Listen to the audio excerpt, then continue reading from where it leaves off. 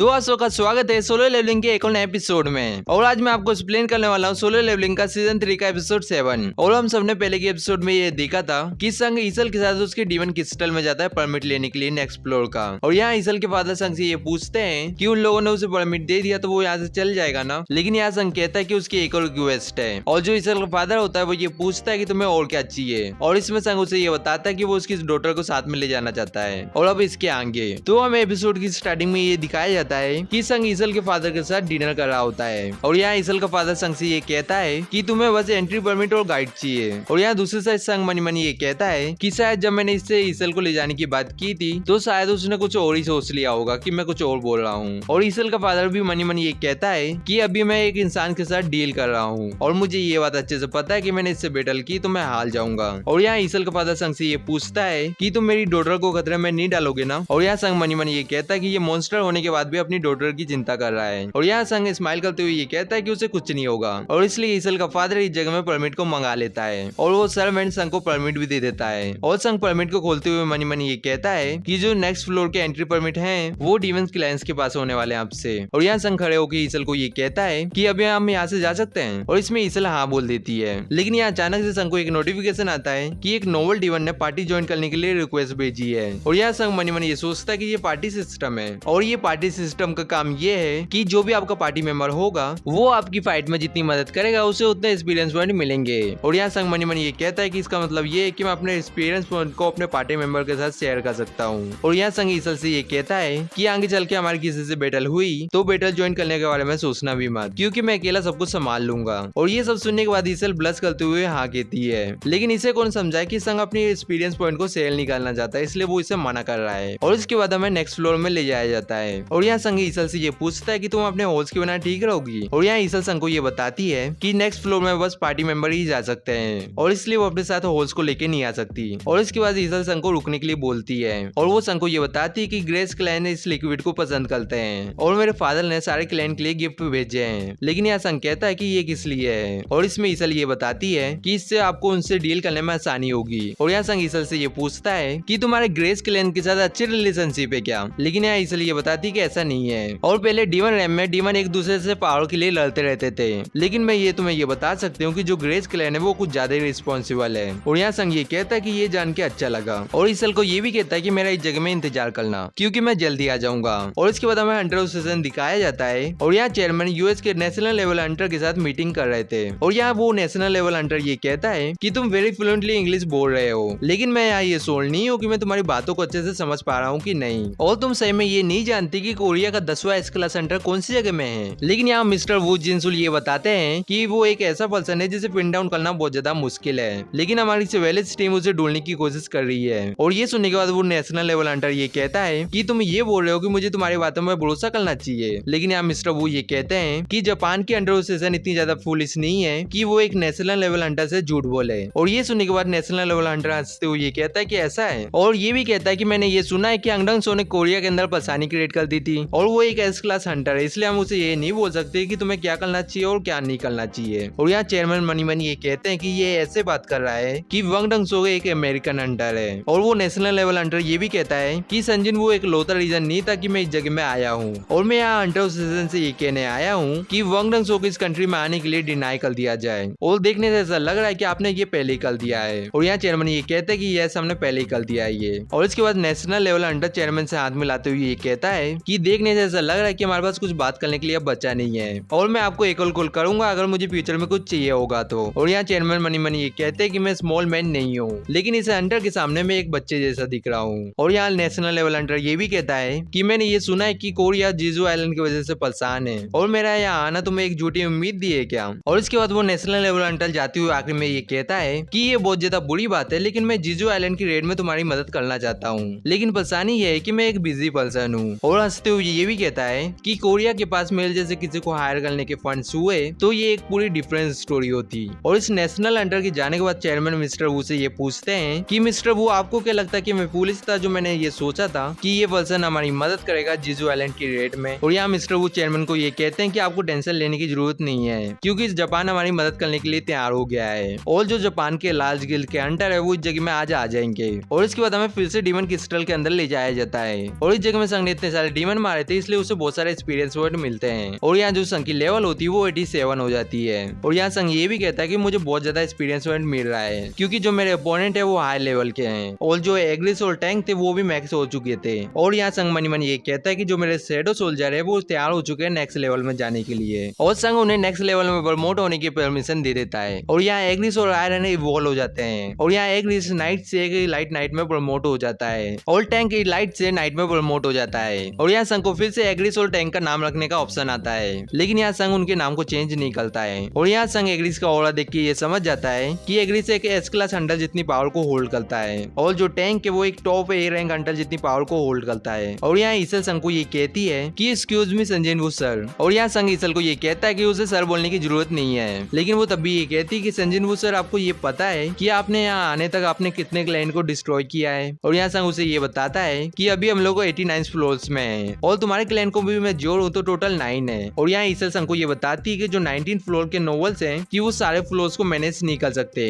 और वो लोग साइंटिफिकली स्ट्रॉन्ग है हाई लेवल के डीमन नोवेल से। और जैसे आपने हमारे क्लाइंट को रीजन दिया था वैसे आप उन्हें भी दोगे तो वो लोग खुद ही आपको परमिट दे देंगे। लेकिन इस जगह में संग ये कहता है कि अगर मैं तुम्हारे क्लाइंट से कमजोर होता तो क्या तुम लोग मुझे परमिट देते। और ये सुन के ईसल बहुत ज्यादा हैरान हो जाती है। और यहाँ संग ये भी कहता है कि वैसे भी मुझे तुम्हारे रेडिस क्लाइंट को नंबर 1 बनाना है। और यहाँ ईसल संग को ये कहती है कि मेरे क्लाइंट का नाम रीडरू है। और वो ये भी पूछती है कि संजय वो सर आप हमारे क्लाइंट के लिए इतना सब क्यों कर रहे हैं। और यहाँ संग ईसल को ये बताता है कि वो इसलिए कर रहा है क्योंकि वो उसे पसंद करता है। और ये सुनने के बाद ईसल बहुत ज्यादा ब्लश करने लगती है। और यहाँ संग मनी मनी ये कहता है कि ये मुझे जीनो की याद दिलाती है और मैं एक ऐसा काइंड पर्सन हूँ जो बेवकूफ लोगों से आसानी से घुल मिल जाता है। और इसके कुछ देर के बाद संग डीमनों को मारते हुए ये कहता है कि मुझे ईसल ने ये वार्न किया था कि 19 फ्लोर्स के पास जो डीमन है वो बहुत ज्यादा ताकतवर है और इस जगह में बहुत सारे मॉन्स्टर हैं जो क्रिस्टल को गाइड कर रहे हैं और जिन डीमन से मैंने पहले फाइट की थी जो उनसे भी ज्यादा हाई लेवल के हैं। और मनी मनी ये भी कहता है कि मैंने अपने इंटेलिजेंस स्टेज को भी बढ़ा लिया है, लेकिन इस बैटल की वजह से मेरा माना बहुत जल्दी जा रहा है और जो मेरे शैडो सोल्जर हैं वो जल्दी जल्दी डिस्ट्रॉय होते जा रहे हैं और अपने आप को रीजनरेट करते जा रहे हैं। और इसका मतलब ये नहीं है कि 19 फ्लोर्स के जो आगे के फ्लोर से मैंने उसे अपने लक्ष्य से पार किया है। और यहाँ संग 97 फ्लोर में होता है और यहाँ संग की जो लेवल होती है वो भी 90 हो जाती है। और यहाँ संग ढेर सारे डीमनों को मार भी रहा होता है। और यहाँ ईसल मनी मनी ये कहती है कि इसने रिकॉर्डो क्लैन को डिफीट कर दिया है और ये क्लैन पावर के मामले में टॉप 5 में आता था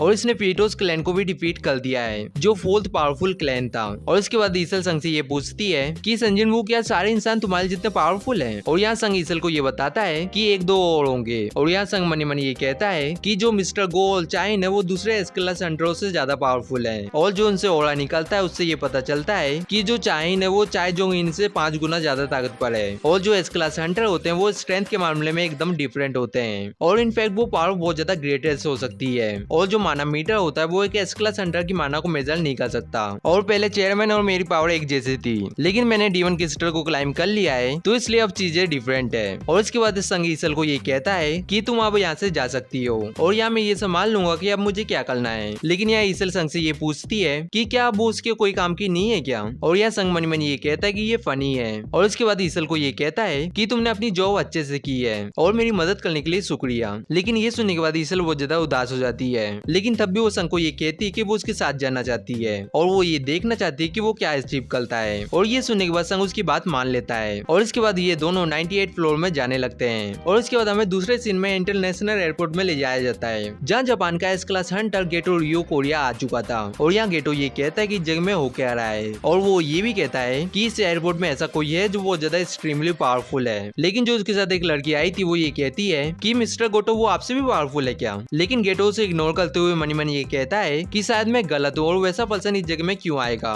और यहाँ एक सिविलियंस टीम का मेंबर आके ये कहता है कि सर मुझे माफ कर देना, इन भीड़ की वजह से मुझे यहाँ आने में टाइम लग गया। और यहाँ गेटो ये कहता है कि सब कुछ ठीक है, लेकिन मुझे ये बताओ कि एयरपोर्ट में हो क्या रहा है। और यहाँ सिविलियंस टीम का मेंबर ये बताता है कि यूएस के एक हंटर ने कोरिया को विजिट किया है अपने किसी पर्सनल काम को करने के लिए और इसलिए आपको चिंता करने की कोई जरूरत नहीं है। और इसके बाद सिविलियंस टीम का मेंबर ये कहता है कि प्लीज मेरे साथ चलो। और गोटो मनी मनी ये कहता है कि वो एक अमेरिकन हंटर है और क्या इसका उस रिसेंट इवेंट के साथ कोई कनेक्शन है। और इसके बाद ये लोग हंटर स्टेशन में पहुंच जाते हैं और चेयरमैन मनी मनी ये कहते हैं कि ये है गोटो रियूजी और ये एशिया का इकलौता हंटर है जो लियो जिगान के इक्वल है और ये तो पक्का है कि ये कोई आम इंसान नहीं है। और जो जापान है उसके अंदर 26 एस क्लास हंटर है और जो ब्लेड गिल्ड है उसमें टोटल 11 एस क्लास हंटर है और जो गेटो रियोजी है वो भी इसी गिल्ड का मेंबर होता है। और दूसरी दूसरी साइड कोरिया है जिसके अंदर टोटल 5 गिल्ड हैं जो एक दूसरे से कंप्लीट करने में लगे हुए हैं। और जो जापान का एक गिल्ड है वो कोरिया की सारी पावर को होल्ड करके रखता है। और ये बात सब कुछ जानते हैं कि जो गोटो रियोजी का गिल्ड है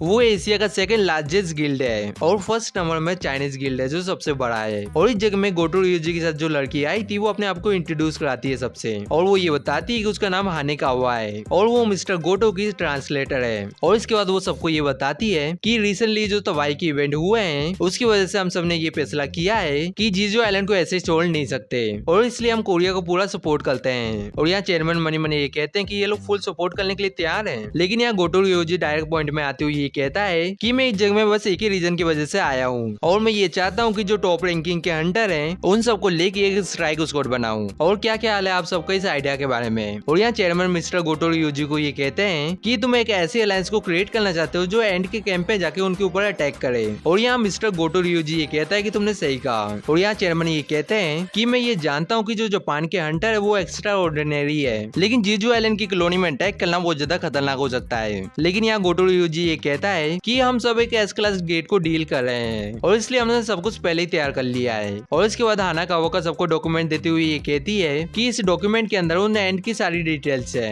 और यहाँ गोटो रियोजी ये भी बताता है कि जितनी भी एंड है वो एक ए क्लास हंटर जितनी पावर को पोजेस करती है और उन एंड के पास एक कमजोरी भी है और वो कमजोरी है उनका लाइफ स्पैन जो बहुत ज्यादा कम है, क्योंकि जो एंड है वो बस एक ही साल जीने के केपेबल है। और अगर हम लोगों ने एंड क्वीन को मार दिया तो जो जीजू आइलैंड के एंड है वो एक ही साल के अंदर मारे जाएंगे। और यहाँ चेयरमैन मनी मनी ये कहते हैं कि बस हमें क्वीन को मारना है, लेकिन ये प्लान रियलिस्टिक साउंड कर रहा है, लेकिन रियलिटी है कि एंड क्वीन को मारना बहुत ज्यादा मुश्किल होने वाला है और ये 1000 एंड को डिफीट करने जैसा है। लेकिन इसके बाद चेयरमैन ये कहते हैं कि तुम ये जानते हो ना कि जो एंड है वो अपनी क्वीन के लिए अपनी जान भी दे सकते हैं। लेकिन यहाँ गोटो रियोजी ये कहता है कि ऑफ कोर्स मैं ये बात जानता हूँ और हम 1000 एंड को छोड़ के डायरेक्ट क्वीन को कैप्चर कर लेंगे, क्योंकि हम लोगों को उन लोगों से फाइट करना ही नहीं पड़ेगा अगर हम लोग उन्हें टनल से बाहर निकाल दे तो। लेकिन यहाँ एक मेंबर ये कहता है कि ये होना इम्पॉसिबल है, लेकिन गोटो रियोजी ये बताता है कि ऐसा होना पॉसिबल है और ऐसा 3 बार हो चुका है। और ये पहले हुआ था जब साउथ कोरिया के जो हंटर है वो जीजू आइलैंड में एक मिशन के लिए गए थे और एंट ने उन टनल को छोड़ दिया था उनसे बैटल करने के लिए। लेकिन यहाँ एक सर्वेलेंस टीम का मेंबर ये कहता है कि ये इम्पॉसिबल है। लेकिन यहाँ हानाका ये बताती है कि इस इवेंट को कंफर्म किया गया है हमारे मानर रीडर से और आप बाकी डिटेल डॉक्यूमेंट में देख सकते हैं। और इसके बाद गोटो रियोजी उन्हें ये भी बताता है कि मुझे भी जोड़ के 11 एस क्लास हंटर वो लोग भी इस रेड में पार्टिसिपेट करने वाले हैं और हम लोग उस एंड को डिस्ट्रैक्ट करेंगे और जो साउथ कोरिया के टॉप हंटर है वो क्यून को डिफीट करेंगे और जो मेरे बाकी गिल्ड मेंबर है वो इस जगह में जल्दी आ जाएंगे। और ये सब सुन के बाकी सारे लोग बहुत ज्यादा हैरान होते हैं। और यहाँ चेयरमैन भी मनी मनी ये सोच रहे होते हैं कि उन 10 एस क्लास हंटरों ने सक्सेसफुली उन एंड को डिस्ट्रैक्ट कर लिया तो जो क्यून है बस उसके पास कुछ ही गार्ड होंगे और टनल भी पूरी तरह से खाली होगा। और गोटो रियोजी ये भी बताता है कि मेरा प्लान ये है कि जो एस क्लास हंटर है वो अलग अलग टीम बना के उस आइलैंड में चारों तरफ से अटैक करेंगे और वो सारे एंड उनसे फाइट करने के लिए चारों जगह में आ जाएंगे और क्वीन टनल में अकेली रहेगी। और जो साउथ कोरिया के एसरेंग हंटर हैं वो हेलीकॉप्टर की मदद से जीजू आइलैंड के टनल के अंदर जाएंगे और क्वीन को डिफीट करने के बाद वो हेलीकॉप्टर में वेट के उस आइलैंड से निकल जाएंगे। और यहाँ चेयरमैन मनी मनी ये कहते हैं कि जो इसका प्लान है वो सुनने से पॉसिबल लग रहा है, लेकिन मुझे ये बात समझ नहीं आ रही है कि क्यों गोटो रियोजी अपने 10 एस क्लास हंटरों को मोबिलाइज करने के लिए तैयार है, वो भी इस रेड के लिए। और दूसरी साइड गोटो रियोजी मनी मनी ये कहता है कि जितने भी नेशनल लेवल हंटर है उनने पहले एस रैंक गेट को रेड किया है और मेरे परफॉर्मेंस रिकॉर्ड को कंसीडर किया जाए तो मुझे नेशनल लेवल के हंटर का टाइटल मिल जाएगा